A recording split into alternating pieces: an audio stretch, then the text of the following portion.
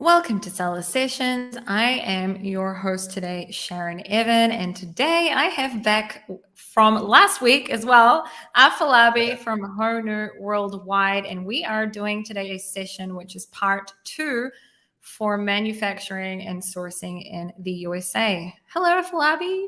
Hi, Sharon. How are you? Nice to have me back here. Lovely to have you back here.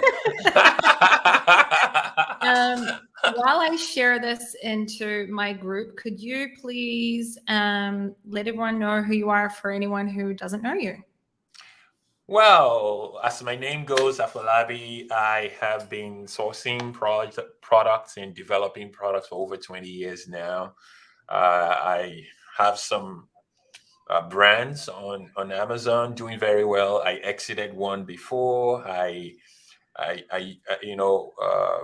At the very beginning of FBA, I was one of the very few people that jumped on that wagon with Amazon since 2002, I think, or 2001 ish.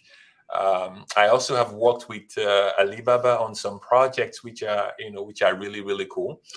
Uh, so here I am, sourcing in the US, sourcing all over, developing products, innovative products, a lot of top grossing products sold everywhere. So I'm here. That's you. Yeah. And you also are the co-founder of Honu Worldwide. Worldwide, yes. Yeah. Yes. Awesome. So last week, wow, my neighbors are really having a party with their children outside. I hope you guys can't hear it. Anyway, I'll mute myself. It's like, don't they know that I have a podcast on Thursdays? Anyway, never mind. We don't hear it. Don't worry. Just keep going. That's good. That's good. Cool. All right. So last week we spoke about sourcing from the USA. Mhm. I had a lot of questions to ask, and we didn't get through them all because we were, talking about all the other questions. So today we are going to talk about sourcing in the USA. We're going to take it off from where we basically left last week, right? Yep, So let's do it. last week we sort of spoke about how to find USA manufacturers, and basically that was like the most part, but we also gave a few other golden nuggets there. So we'll start off with the first thing today about sourcing in the USA. We're going to start off with communication. So let's just say, Afolabi, we found a few different suppliers on our shortlist in the USA, right? Which, if anyone listening didn't watch us last week, go back and watch last week's one. We gave some tips there. And now we communicate with them. American manufacturers are different from Chinese manufacturers, where most of us are used to sourcing. What are some tips that you can give us on communication when it comes to USA suppliers, and also what not to do? Awesome. Well, like you said, American suppliers or factories are a little different. When you find them, let's say you go through the Thomas Net, or you go through YouTube, like you said, LinkedIn, and you want to reach out to them. First, you have to first remember that most of them are in ghost mode at the moment. That means they're only working on projects. The US, they don't believe that manufacturing can come back to the US. So now you show up at their door or show up in their email asking them to move from their project mode to manufacturing mode. It's going to be a bit of a work to convince them. So here are what some of the things I've done, things that worked and didn't work. The first thing is you send them an email introducing yourself, what you want to do, what products you want to buy. 5 out of 10 times they may not reply your email. Yep. I found that they will not reply your emails because they think you're just one of Joe Schmuck trying to waste their time.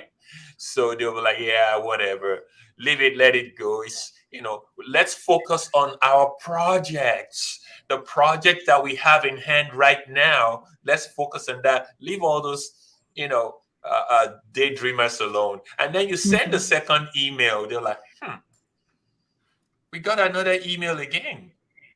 Okay, all right, whatever. So when you send emails, you don't hear anything back. Find the contact person through their website or through LinkedIn and call the person. Usually they have a sales department. They have people doing all their sales. They have people doing all their new customer, relationship, or the people that they usually send to trade shows. We talked about that last week, that trade shows are one of the places to find suppliers in the US as well. So has to talk to that person who is in charge of sales or new clients or new projects. When you talk to that person, he will usually respond because you're putting him in a tight corner. So he will be forced to listen to you. And that's what I did. I sent an email, they didn't reply. I called them. I left a message, and then I called somebody else, and finally someone picked up, and they transferred me to the person in charge of their new projects. And that's how I broke through to them. So great tips. You and I we've spoken about this a few times simply because it's something you and I are going through together. We're working on a project together with some clients, and you were working with you found a US supplier for a certain type of material, and working on a sample. You gave us a certain price and then came back and said, hey, the supplier somehow found the website, and we're seeing, how well this person is selling, and they're now asking for $10 more. So let's talk. We didn't actually talk about this off camera. We can have the same type of, you guys can now hear the conversation on how we can actually have that conversation now.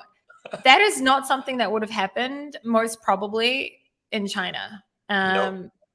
So yeah, let's talk about that a little bit. Yes. How are you handling that? Yes. So it's good. I mean, Sharon, I really like this show because we could think out loud for everybody to actually see. So we were working on this project, and we found and we got a price, and we 2 weeks later the supplier probably did some investigation, the US supplier and found where they're selling this product and how what the retail price is. And it's like, oh my gosh, I think I can make more money out of this product. Why did I quote them that amount? Okay. And then they wanted more money. That's why last week in the show, we talked about do not send your Amazon link to your supplier. That's the first way I'm going to handle that. Don't send your Amazon link to them. Don't send your product retail link to them. You can just send photos or product specs.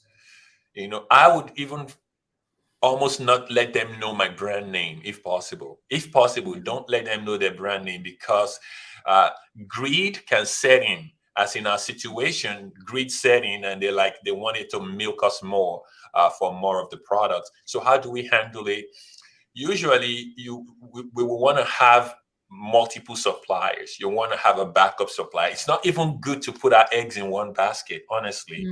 And also in the US, I found something out recently, Sharon, that you could talk to 3-4 suppliers in the US and their prices could be way off, way different from one another. Why? Because this supplier A, has modern equipment.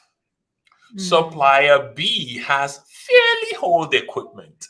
Supplier C has really, really old equipment, right? So let's use woodwork, for example. This supplier, one supplier can have one machine that will press, stamp, cut, and polish. One machine does all. The other supplier has 4 different machines to do that. So they'll put the plywood or whatever in the first machine. It sands it, it presses it, and then they physically have 2, 3 people take it and put it on the next one Next machine. that without the press. And then so every step of the way they're charging you. Yeah, it's true. So some factories are more efficient than the other because of the machines they have. So if one factory takes four steps and the other factory takes 1 step, of course the 1 step factory is cheaper, right? That's what I'm finding out really fast. So we should always have a backup supplier or suppliers, get multiple quotes. I made a mistake because I saw the factory was so good. I'm like, oh yeah, they're ready to do this product. And I'm like, wait a minute. When now they're gouging, they wanted to make more money. I'm like, you know what?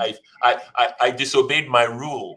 My rule usually should be to find multiple suppliers. So when I saw they were kind of playing games with me, I switched to my real mode of actually having multiple suppliers so that I can actually compare the price. Maybe I can even get this thing cheaper from another supplier that is more efficient and doesn't care about how much I'm selling it on Amazon. They just want to be fair. They will make good money, and they will want the seller to make good money as well. Do you think that part of it was also, and like we said, the good thing about this show is that like you've got 2 experts each in their own field, plus putting their stuff together, working on a project. So, and we're going through these things live. So it's I think it's a good thing. So I haven't asked you this off camera, so I'm asking you now. Do you think because this is a brand that's already doing really, really well, and I said to you, look, we need capacity of at least 10,000 units a month, or the next order is going to be 10,000 units.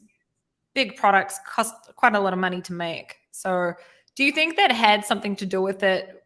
Because they said, well, I don't know, because straight up we were like, we probably want 10,000 units. Do you think that's something that had to do with maybe why, for example, this factory got greedy? Well, I don't think it's the quantity. I think more it's the retail price they saw. The retail price, because it is expensive. Yes, Yeah. it is expensive. So they were like, oh my gosh, this is like $140 for this product. And we're only wanting to charge them $30. Geez, let's charge for more. See how much they're making. They don't realize FBA There's so much fees. stuff They in the don't back realize end that they don't know about. So exactly. They don't know about that. And in very sharp contrast, I used to own a brand and we used to buy products here in Michigan. And the supplier was so good. It's a very big company. They were so good that they were always finding ways for us to actually save money. That's how good they were. And it is very sharp contrast to this supplier we're talking about today. They will be like, this Michigan supplier will be like, hey, we saw that you guys are now buying over, $500,000 from us. Let us step you to the next threshold. I'm like, wow, that is so cool. If you could buy 10,000 more, we could actually drop the price for you by another 10%. And then, okay, and then something they did that was really, really, really cool was they started shipping our products for free directly to Amazon. They said, you know what, your Amazon FBA location is not so far from our plant, so we just ship it to you for free. No worries. We have a really good account with UPS or freight or something. Guess what? They were dropping it for us for free. And sometimes they also have their own trucks, and then they just drop it off on their own as well. Yes. So, Correct.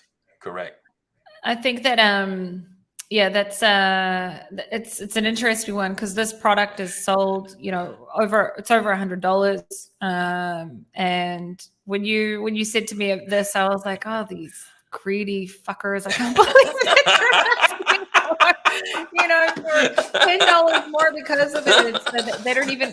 They don't understand like how much marketing goes behind it, and there's so much other things to take into account. It's not all profit. Correct. But Anyway, okay. So on a communication level, if we were to talk about like some questions or some things, we already know what not to do. So do not send out your link. Don't tell them your brand name. You don't need to give too much information in the beginning. Uh, the one thing I do want to add to that, though, that I think that is important from the very beginning, I think this for always in any product that you ever source, but I think that it's even more crucial with USA suppliers, right? I think for, I've found people always laugh at me from saying this, but it is a truth. I found through my coaching that a lot of people, Daddy always makes fun of me because I talk about it so much, but it's the truth. Anyway, I found through my coaching that a lot of people don't even know anything about the manufacturing process. They don't even know anything about the materials, right? I said to you last week, you said to me something about you came up with an idea about changing the material of a product, and I didn't know anything about that material, and I like to be a pro in materials that I'm working with. So I said to you, I spent hours, and I really did this, hours on YouTube learning about the, not watching like YouTubers make, videos like I make, watching actual manufacturing processes for this material, which I said it last week, it was composite wood.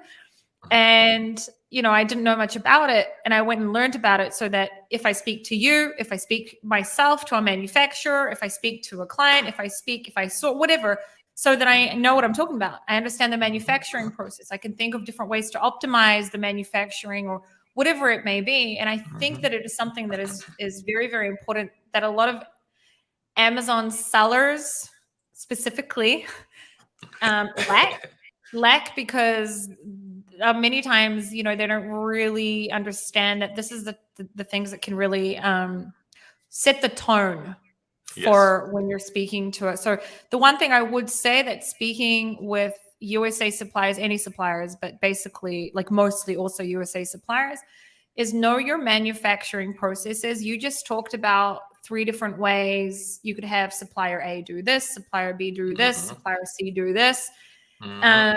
Like understand the process, right? Like sometimes you can go to YouTube and say, I don't know, let's just say you develop diapers. I'm just making this up.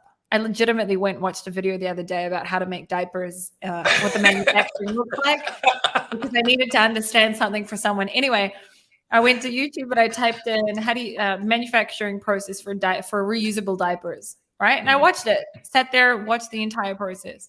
So I think that is something that would be very beneficial for the example that you gave as well. What are other questions and things we should, in your opinion, look out for when we're communicating with USA suppliers that are very, very different from Chinese suppliers?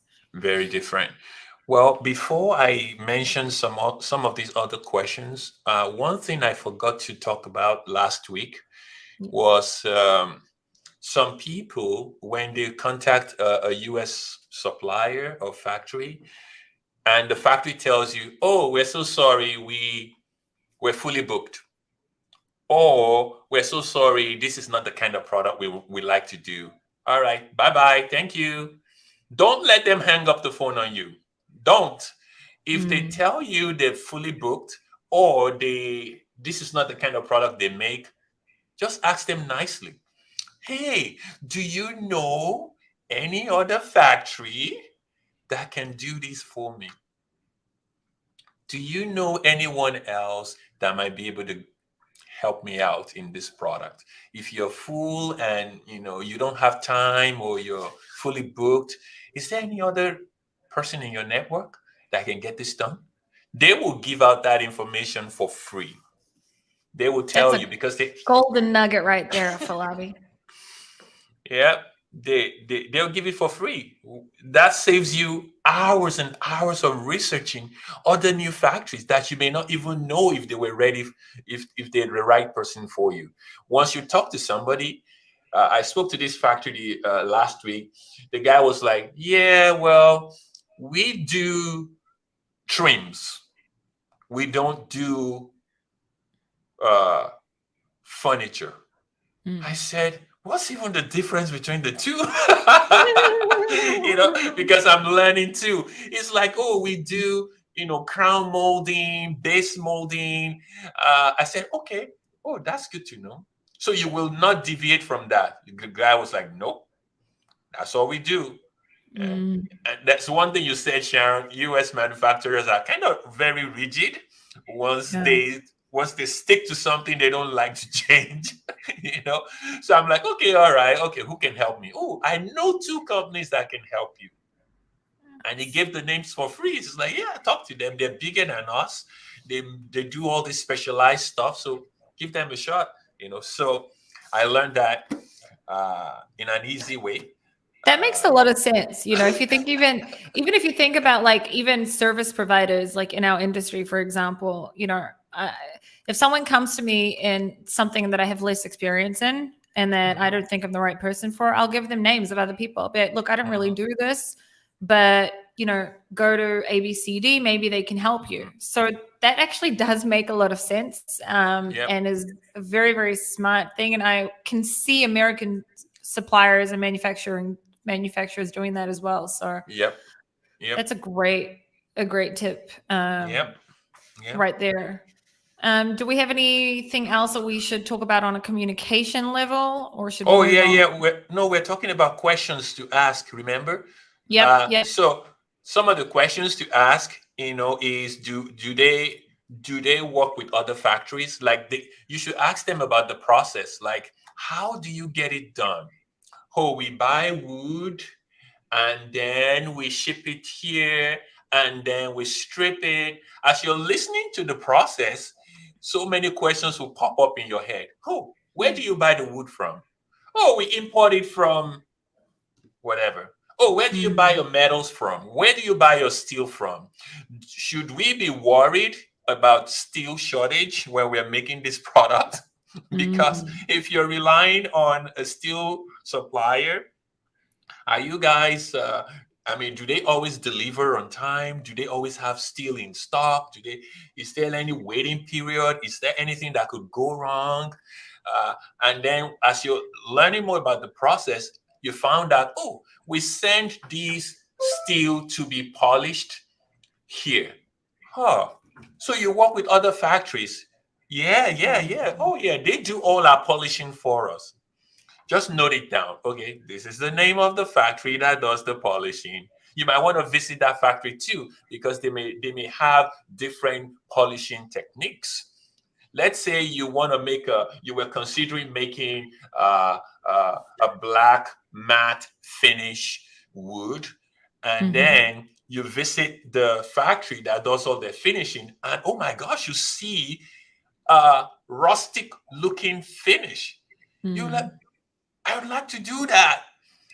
I never knew we could do that. So all this process, as you're learning through this process, you can discover more like diverse ways or other effects that you can add to your product. So ask them if they work with other factories, understand their process. Uh, if they outsource to other factories. Another thing we talked about was certifications, Yeah. regulations. If they're making products in a factory that is not approved by FDA, trouble. If they're making If stuff in a FDA is important for that product, it's trouble. You mean? exactly, Yeah. exactly, exactly, Mm, because there are environmental EPA is another thing. So they will mm, show you the EPA license or EPA certification, ISO certification if they're CNC or metal company. What are the ISO certifications they have?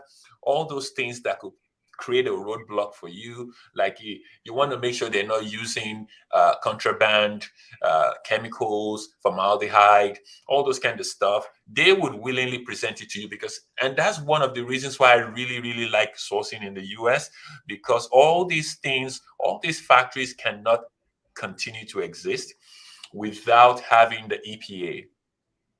So mm. they have regulations, they have emissions regulation, they have carbon foot.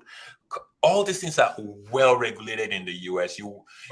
And the factories will be easy. I mean, they will share with you easily because they comply. They comply to it. So that's another thing. I need to check this, so I'm going to put a disclaimer, and I'm going to say that what I'm about to say, I don't know if I'm 100% correct. I need to check what I'm about to say with someone like Ashlyn. I'm pretty sure that when you source from America, I have to check this. I feel bad even saying it, but okay, disclaimer, I could be wrong. I'm going to check this and get back to everyone, but I'm pretty sure that the liability is on the factory, isn't it? In the Yes, US. If you're it selling is. in the US and you're manufacturing in the US, I'm really sure that the liability then is on the manufacturer, not on you. But Yes. this is not legal advice. I'm not an insurance person. I'm just a person like everyone else. So Yeah. don't hold me accountable for it. What they call it is called we call it a blanket in the US. So Mm. uh, a blanket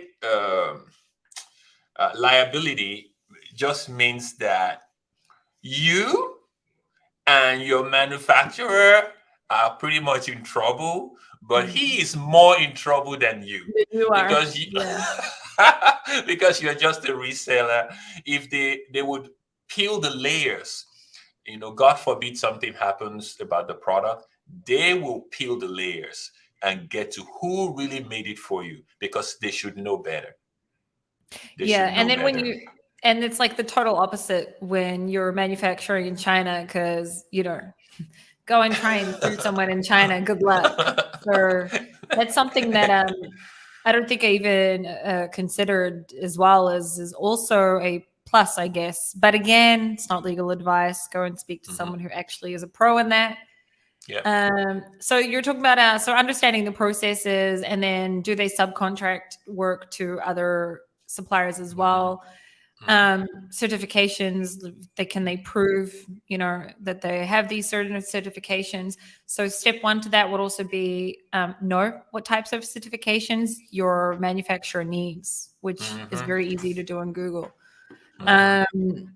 Is there anything else that I've got some questions too that I can put in, References. but you go first. Yeah. References. Yeah. Who are they making it 100%. for? And by the time you visit the factory, you will actually see other products for other companies they're making it from. But you could ask them, hey, what other products, what other companies, brands are you making these products for? Or are you making, manufacturing for? And, they will tell you. And then you've got like the typical questions that we would ask any supplier, no matter where they're at as well, right? Like their MOQs, their turnaround time, or lead Yes. time. Yes.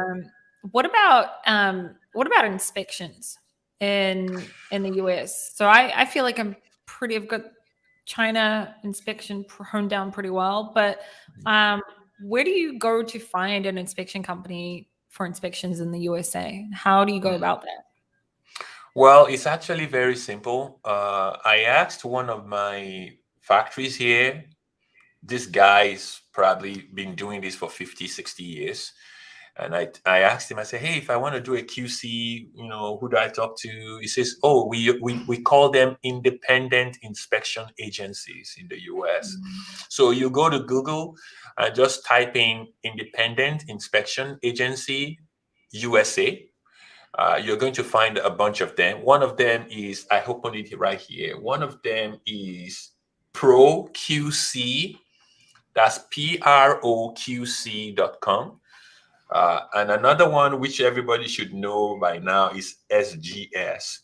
So SGS is very big in the US. They do different industries. They do inspection, they do certifications and stuff. But once you Google Independent Inspection Agency USA, you're going to see a list. I have it here.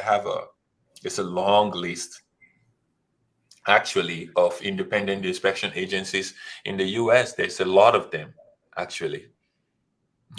I think that would also be. I mean, I know for China, one of my questions, and this is like for me, this is a deal breaker. If the answer is no, I won't work with the supplier, no matter how amazing they are.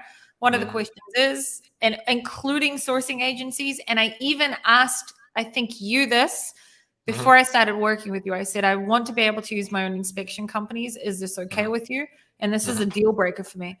And one of the things that I do in China is I ask, is it okay for me to bring my own third-party inspection company in?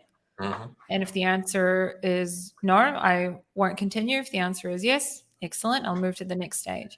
So I think that this is, I don't know the process and how they work in the US on this, but I think that this would also be part of the questions that I would also ask as well. Correct. Would you agree? Correct. And most of these factories are actually used to having inspections done here. It's just done a little differently than in China, but they're used to it because if a company is giving you a multi-million-dollar project, they will their eyes and nose will be on it. They will hire somebody they will just come in. Even in our 3PL here, we do have township inspectors come in to check what's going on, to make sure all the racks are done right and they anchor to the floor right. And so it's very, very popular here. And the factories, they don't mind. At least the good ones don't mind. Yeah. I think that we also need to remember that, so for example, like I don't live in the USA, right? And a lot of people listening to us may not be physically in America. And, for me, like part of my inspections team, they're like my eyes in China. So I would expect that I would do the exact same thing in America. And not only that, I can't, you could, not everyone's wanting to fly now, even though you can fly into America, not everyone wants to right now. So it's not as, so for the people that aren't in America, I feel like even getting a factory audit and things like that done in the US is still something that, you should do. It's a little bit harder to get, not hard if you're like Afolabi and I, you know how to do this, but it can be harder for the typical Joe to do a background check on a supplier in China. I think it would be a lot easier to do a background check in a supplier in the US. In the US, yes. It's a lot easier. It's a lot easier. Let's talk about a little bit about, I've heard you speak about this before, and I think it would be great to speak about it on our podcast too, about funding in the USA for the only, so you're going to talk about it. And one of my questions is going to be, because I already know what you're going to say, is one of them is going to be, is the funding that you're about to tell everyone about, is it only for USA like residents, citizens, or is it for anyone manufacturing in the USA, or do you have to have a USA LLC? Do you know this? And before you answer, tell everyone what I'm even talking about. Well, it's really, this is really, really good. And this is one of my favorite parts of sourcing in the US, honestly. So it's almost like you lumped 5 questions in one. I did. So, I like the challenge. So we're going to peel the layers and start bringing them one after the other. The first thing is payment terms or financing in the US. And I'll break it into different parts. I might be talking randomly, but I know people will pick up stuff. So if you are a US company registered in the US, you can buy products from US factories tax-free. Wow. That's number one, because you file a tax exemption certificate. It's just 1-page form. I forgot the name, W something. It's a tax exempt. It's to tell that you are going to resell it or something. And then the factory will not charge you tax for it. Your supplier will not charge you taxes for it. So that's one thing, which is a major thing. Number 2 is it's easy for you to get factoring or financing for your orders. And how factoring works, I mean, people don't use the word factoring anymore these days, but let me just go through how it works. Factoring is, so you you order $100,000 worth of products from factory A, and you go to a company called a factoring company, and the factoring company says, okay, I'll advance 90% to that factory, and my cut will be 5%, and then you pay me the remaining 5% after. Or actually the factory can go to the factoring company and say, hey, we have a client, is some Sharon, even from Israel, wanting to buy from us. We don't know her that much. We know she has a US company, but it looks like she doesn't live in the US. She's ordering $100,000. What do you do? What do we do? How do we deal with this situation? The factoring company says, let me check out Sharon a little bit. So they come check you out without you knowing, or they might have, ask you some questions, and they'll be like, oh, she's legit. We'll gamble on her. She's legit. She's selling like 200 million on Amazon. No problem. I wish. Well, we'll take a gamble on her. So they will advance the factory the money on your behalf, but they will charge the factory maybe 5% or something for their cut, or 3% or 2%. So that's factoring.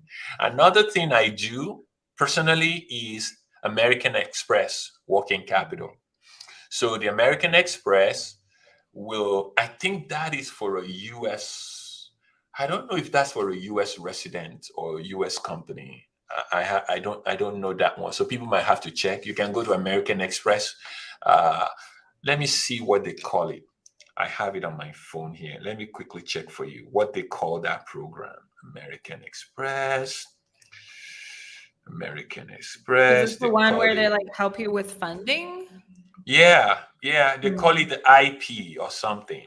It's called the IP program. They will, as long as your manufacturer is in the US or Canada, they will advance you the money. And I think it's 1% for the first 3 months. If you pay back within 3 months, I think it's 1%. So, but it's there. Just Google it, American Express. They will fund you for it. So let's just explain that for a second. So let's just say I can have this program. I have a order of $50,000, let's just say, and I can pay for it with this American Express program as long as I pay it back within 3 months, for example, is if what you're saying, then they will only take 1% on that. Yes. Right? They will pay your supplier. They will not give you the money.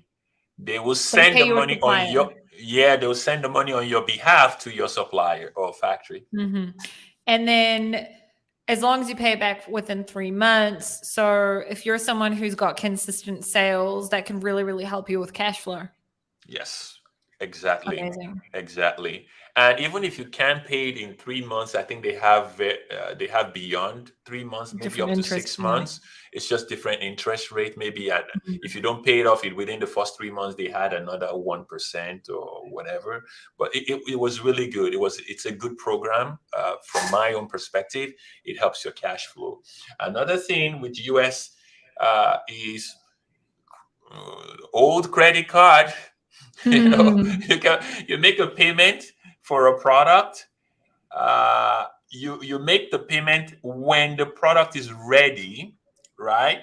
So you have 30 days to actually pay the credit card company. The credit card company, right? So that's another good reason I like here in the US. And not all factories or not all suppliers will charge you the 4% surcharge because you're using a credit card. When I used to sell crafts, from this Michigan company, we pay by credit card all the time, and they never upcharge us or anything or give us credit card fees. No, we always buy. So by the time we sell, we would have sold before we needed to pay the credit card bill. So we were pretty much getting 0% financing for all those products. Yeah. That's something that I think that you can also do though in many countries, not just the US, but it's definitely I think that it's I really liked what you said about the American Express. I have to say that it's interesting. It would be interesting to see if it's only Hmm. for USA residents. It would be an interesting one because, for example, we have a American Express card in Hmm. Israel, and Okay. I mean, not saying that we would do this, but I'm just saying it would be interesting to know if, as long as, or if you have to actually be an American company or whatever it may be. It would be an interesting one. It's a good one to look into.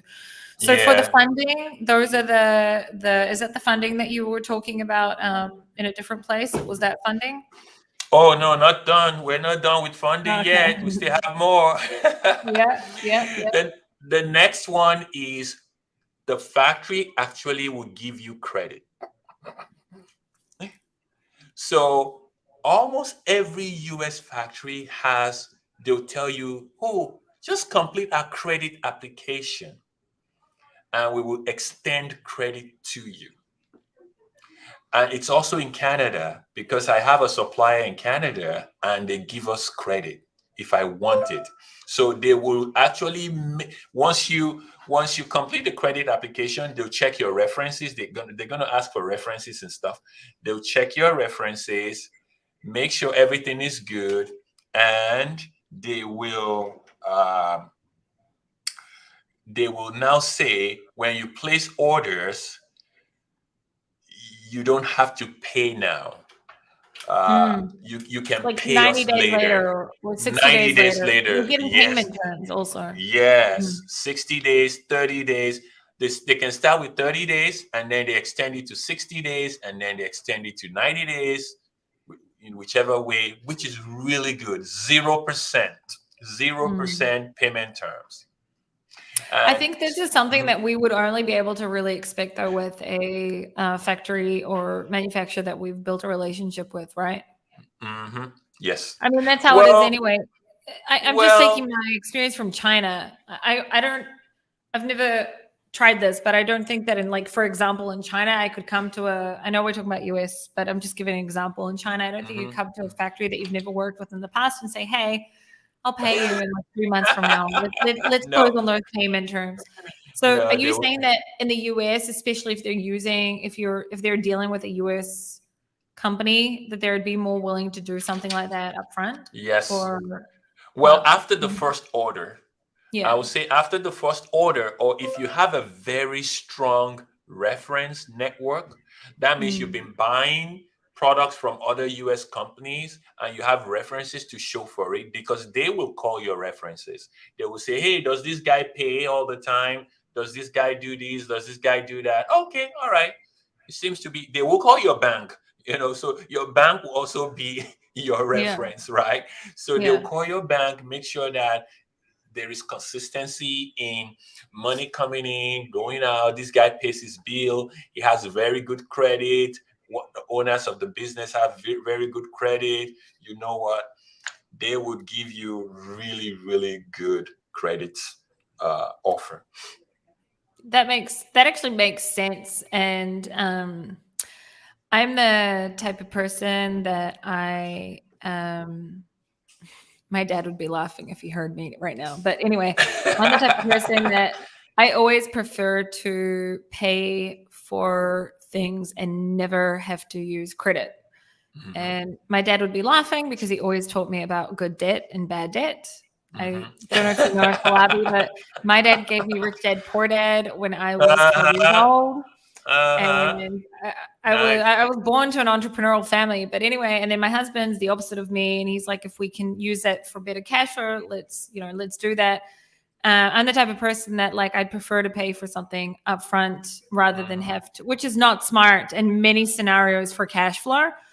And that's why my husband does everything to do with payments in my household. But anyway, the point is, I think that could be very, very beneficial Hmm. for cash flow and Yes. inventory management as well, and scaling your brands in order to be able to use the cash flow then in order to bring in more products as well, which will ultimately make you more more money. So Yeah. that's a really great thing. If Hmm. that's something that you can do in the US, I love that. Another Um, thing, another yep. thing about financing, I told you I have more. I have more Yes, yes, on yes. financing in the US. PayPal. PayPal has a special program that I forgot what they call it. They call it the Loan Builder. That's the name of it. It's a loan builder program whereby you reach out to PayPal and tell them, hey, my revenue is 200,000, 300,000, and they might have ask you for bank statements or whatever to track the revenue. And once they verify the revenue, they don't care about your profit. Mm. Revenue.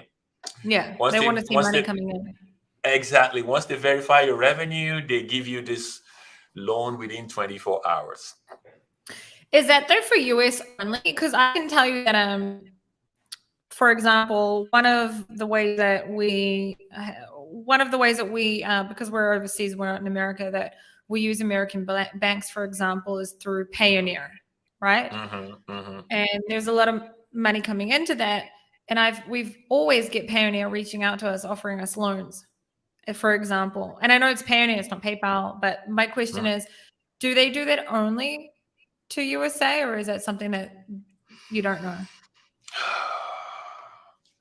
I know part of the application has the social security number in it, so which I think means it, it might be for the US people. Only, yeah.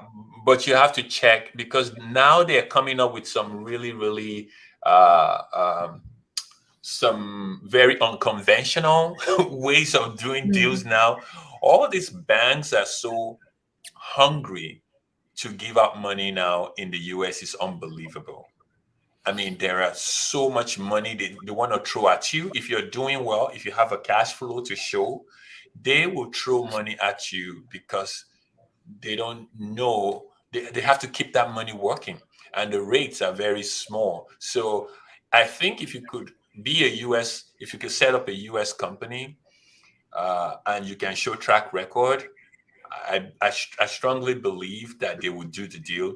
Another thing is sellers funding. So sellers funding is US based. And if you can show track record, even though you're not a US person, they will extend that line of credit to you. And sellers funding is backed by some US investors and US banks. I know sellers funding well simply because of Tim Jordan, and I've sent clients to them, and they don't improve everyone though. I've also sent to them like seven-figure sellers. They don't improve everyone, but yeah, that's not like you don't have to be USA only for that. Yep, correct. I'm going through my list of questions related to USA. I feel like we did a good job with going through them, but now we also have Nice. people watching us, which I've neglected. So everyone that is watching us live, thank you for sticking with us. David, who is one of my favorite people, said your good energy is infectious, Afolabi. Thank David, you, what does that David. mean? Why just Afolabi? What about my good energy? No, I'm kidding. Afolabi has you see him just want to smile. Jacob said, I love manufacturing. First-hand data is so important for business. True. Catherine said, wouldn't every factory know your brand name by the second order since it needs to be?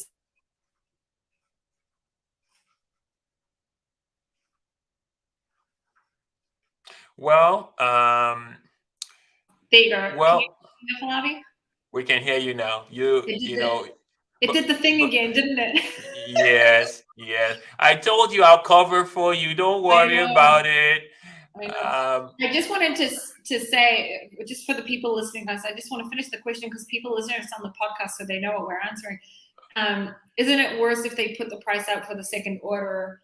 So obviously, before you put in the purchase order, they would know your actual brand. We're talking just at the beginning stages of the communication, right, Afolabi? Yes. At the very beginning, you don't want them to see the brand. Wait till you get your pricing first. Once you get your pricing, they can know your brand all they want. Because at that time, it's not ethical for them to start changing prices on you. Yeah, because what happened here was you reached out to this factory, and they'd already given you a price. You'd already given the buyer a price, right? And then I already knew what pricing to expect. And you and I spoke about it, and then suddenly they went and somehow, you know, did whatever homework that they did, and then came back and straight up told you that they now understand how much this product is selling for, and therefore they want to sell it. They would sort of like sell it at $10 more. And I said to you, I won't say the swear word I said, but no. Basically, no. And that, you know, so the reason that that is helpful is because they couldn't have turned around and tried to give a different excuse. You know, we already got a pricing from them. So that is why we're talking about in the beginning stages. Correct. Mohammed said, I tell the Chinese that it's a physical store thing so that they don't know about our online platform.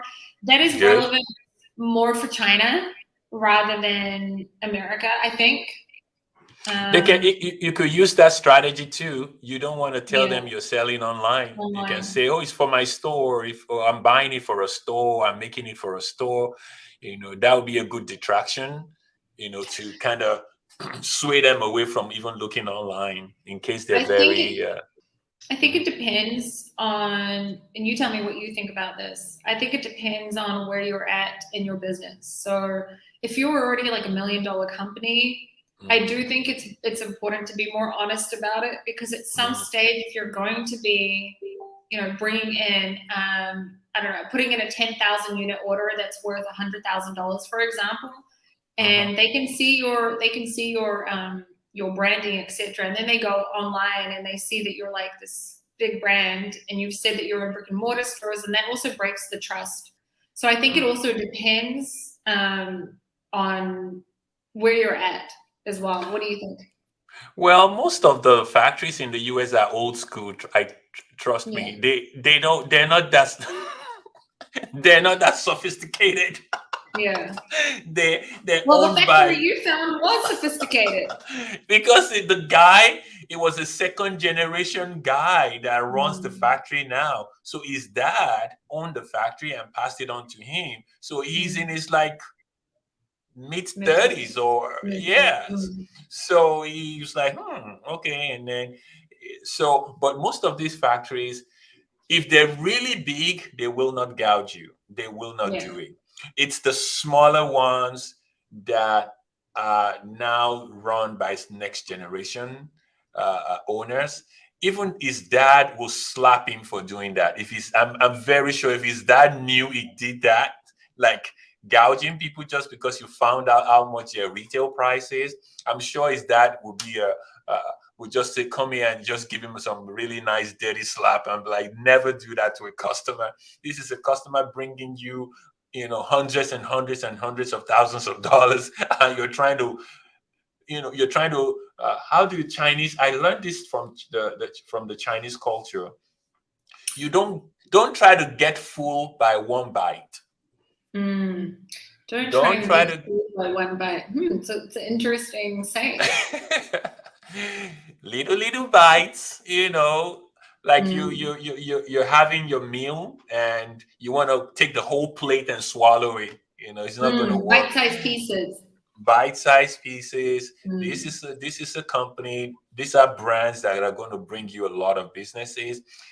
If you're making $1, why don't you make $1 in 2 million places than trying to make $2 million from one product? I agree. Catherine said, are American manufacturers willing to assemble? For example, if they make a pot but not the lid, can you have the lid sent to them from China? Some will. If not, just send it to your 3PL. Send the pieces to your 3PL. We do it here all the time. We assemble a lot of products here. And another thing is, you might not even want the factory to assemble, honestly, for some reasons. You might not want them to know how your products are completely put together. So you can just tell the factory to ship it to your 3PLs, send the other parts from China to your 3PL, and the 3PL will assemble everything together for you. You know, as someone who doesn't trust anyone, like I legitimately have zero trust in people. especially when it comes to brands and manufacturing. I am the first person to always say that. But something inside of me is a little bit more trusting with USA manufacturers more than China. Yes.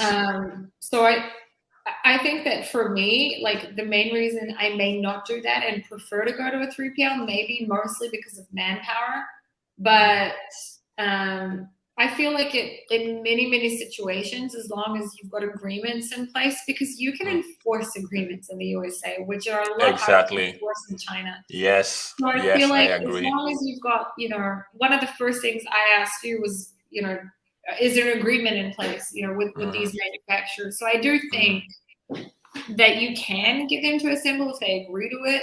Just make sure that you've got something sophisticated or whatever it may be. You just got those agreements in place as well, because it's a lot easier to enforce them. And I think that they're going to be more scared. Whilst in China, they may sign an NNA agreement, even if it's made with the best lawyer in the world, but the likelihood of you being able to actually enforce it is a lot, slim. It's slim. Yeah. Very true. Very true. We have a big comment here, and we're not going to be able to see our face. Hello. Anyway, Matt Roberts was on last week, and he said, following up my question from last week, US factories that I have found that produce my type of product are only producing their own private label brands. These are often old school brands that have been around for decades. They are not in the business of, nor do they have the capacity to produce products for others. It's like Adidas asking a Nike-owned factory to produce shoes for them. I think in that case, maybe America's not right for you. Really, like if you're having too much difficulty finding a US factory, this is what I think. And Afolabi, you obviously give your 2 cents on it, but if you can't find a factory and all the factories are doing it themselves, and you don't have the money to start your own manufacturing processes yourself, maybe the USA isn't right for you, Matt. And then, possibly you need to look at other countries. It depends on your product, but maybe Mexico will be better for you. Maybe another country. Maybe you need to stick to China. Like, you have to do your homework. I was saying last week when I had Afolabi on, like, I'm doing so much homework on different countries right now in order to get as educated as possible and build a network. Like, I've been reaching out to so many different people from like factories, people that are helping people to bring their USA manufacturing to Mexico, like so many different people that I'm trying to reach out to and learn more about this. So that's what I think. What do you think of Afolabi? Well, it may look like I'm having a feeling that he's talking to factories that are too big. But he did say that they don't have the capacity to produce products for others. And they don't have their own private labels? Yeah, he said that they have their own private label. So to me, it just sounds like it's someone, that has their own factory. You know how like our client that we're working with together in in Australia, they have their own warehouse and factory themselves. So it could just be. I mentioned last week, I think that I'm helping a client to develop a bedding product. Right, I think I talked about this last week. And one of the things that I did was I asked her to buy some of her competitors' products and to take a photo of each one of the labels that was on the products, so that I could understand more about all sorts of different things. Anyway, the materials, etc. And then she took a photo of I can't remember what it was, something like Foam Association or something like that. It's like an association where you can get certifications through in America.